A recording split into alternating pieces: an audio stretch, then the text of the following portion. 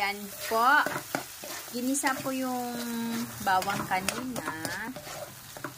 Then, nilagay po yung alamang. Then, nilagyan po ng konting tubig.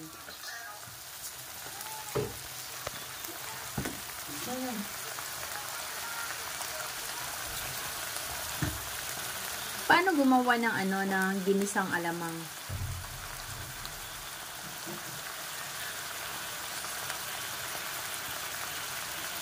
Tapos lalagyan siya mamaya ng konting asukal.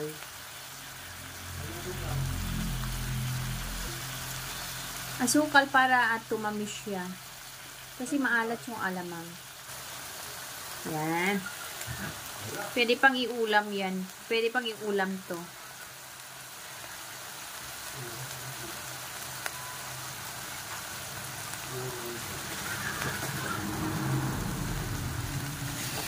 Yan, nilagyan na nga siya ng asukal. Naglabas ka na.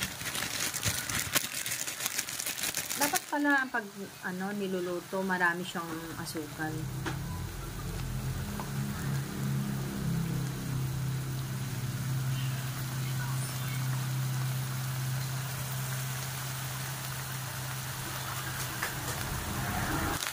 Yan, so nilalagyan na naman siya ng asukal.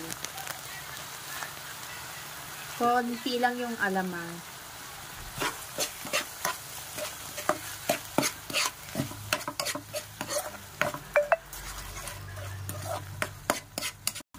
So, ganyan na siya.